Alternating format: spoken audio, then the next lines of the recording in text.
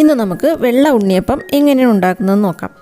വെള്ള ഉണ്ണിയപ്പം, പഞ്ചാരയപ്പം, കണ്ണൂരപ്പം എന്നൊക്കെ ഇതിന് പറയാറുണ്ട്. നല്ല പഞ്ഞി പോലെ സോഫ്റ്റ് ആയിട്ടുള്ള ഈ ഉണ്ണിയപ്പം കഴിക്കാൻ നല്ല ടേസ്റ്റാണ്. ഉണ്ടാക്കാനും വളരെ എളുപ്പമാണ്. നമ്മുടെ വീട്ടിൽ എപ്പോഴും ഉണ്ടാകുന്ന കുറച്ച് സാധനങ്ങൾ മാത്രം മതി എളുപ്പത്തിൽ നമുക്കിത് ഉണ്ടാക്കിയെടുക്കാൻ.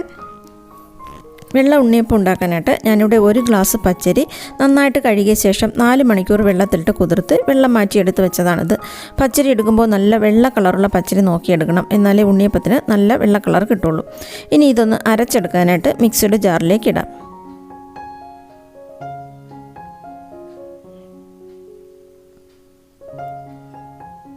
ഞാൻ ഈ ഗ്ലാസ്സിലാണ് പച്ചരി അളന്നെടുത്തത്.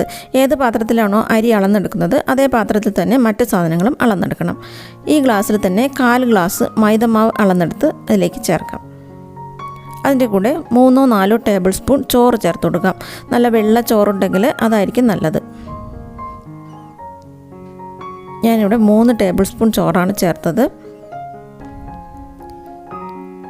ഇനി അതേ ഗ്ലാസ്സിൽ തന്നെ 3/4 ഗ്ലാസ് പഞ്ചസാര ചേർക്കാം. ഇനി ഇതിലേക്ക് കുറച്ച് വെള്ളം ഒഴിച്ചിട്ട് നന്നായിട്ടൊന്ന് അരച്ചെടുക്കാം.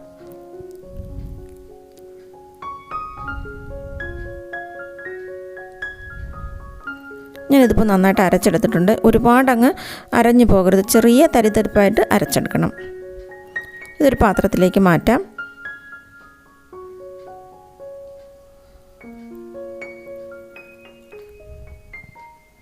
ഈ ജാറിൽ കുറച്ച് വെള്ളം ഒഴിച്ചിട്ട് അതും കൂടെ ഒഴിച്ചു കൊടുക്കാം. ദോശ മാവിനേക്കാളും കുറച്ചുകൂടെ ഒന്ന് ലൂസായിട്ട് വേണം മാവ് കിട്ടാൻ. ഈ ഒരു കട്ടിയിൽ മാവ് റെഡിയാക്കി എടുത്തിട്ടുണ്ട്.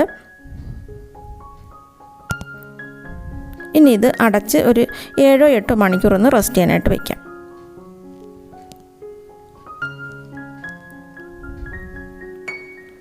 ഇപ്പോൾ ഇത് 7 മണിക്കൂറായപ്പോഴാണ് ഞാൻ ഉണ്ണിയപ്പം ഉണ്ടാക്കാനായിട്ട് എടുക്കുന്നത്.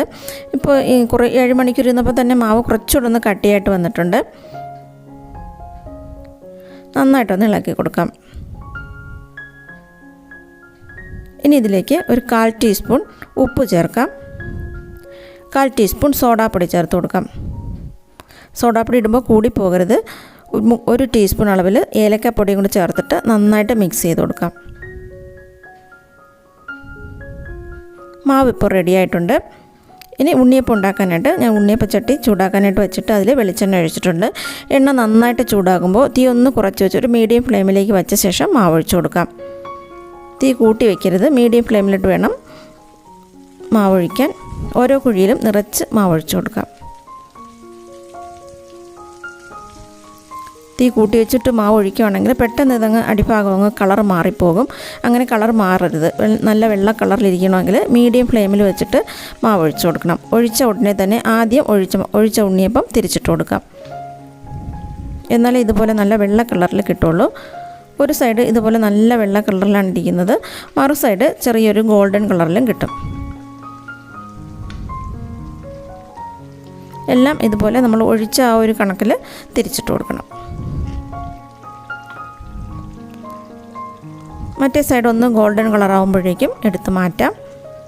ഈ ഒരു കളറാകുമ്പോഴേക്കും എടുത്ത് മാറ്റാം.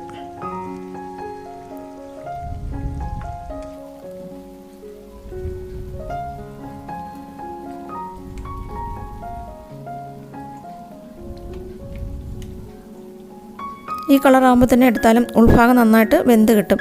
മാവിന് കട്ടി കൂടി പോകാതിരിക്കണം. നല്ല ദോശമാവിനേക്കാളും കുറച്ചുകൂടെ അയവിൽ മാവ് കിട്ടുവാണെങ്കിൽ ഉൾഭാഗം നന്നായിട്ട് വെന്ത് കിട്ടും, നല്ല സോഫ്റ്റായിട്ടിരിക്കുകയും ചെയ്യും. ബാക്കിയുള്ള ഉണ്ണിയപ്പം ഇതുപോലെ തന്നെ ഒഴിച്ചു കൊടുക്കാം. ഓരോ കുഴിയിലും നിറച്ചൊഴിക്കണം, എന്നാലേ ഉണ്ണിയപ്പത്തിന് നല്ല ഷേപ്പ് കിട്ടുള്ളൂ.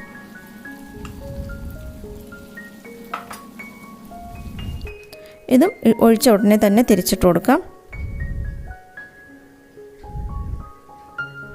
എടുത്ത് മാറ്റാം.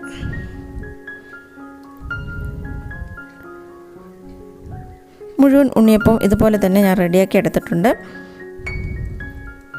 ഞാനിതൊന്ന് മുറിച്ച് കാണിക്കാം. നല്ല സോഫ്റ്റായിട്ടുള്ള നല്ല പഞ്ഞി പോലെ ഇരിക്കുന്ന ഉണ്ണിയപ്പമാണിത്. ഒരുപാട് എണ്ണയൊന്നും കുടിക്കില്ല, നല്ല സോഫ്റ്റാണ്, നല്ല ടേസ്റ്റുമാണ് കഴിക്കാനായിട്ട്. ഈ വീഡിയോ ഇഷ്ടമായെങ്കിൽ ഇതൊന്ന് ട്രൈ ചെയ്ത് നോക്കിയ ശേഷം അഭിപ്രായങ്ങൾ കമൻറ്റ് ബോക്സിലൂടെ അറിയിക്കണം.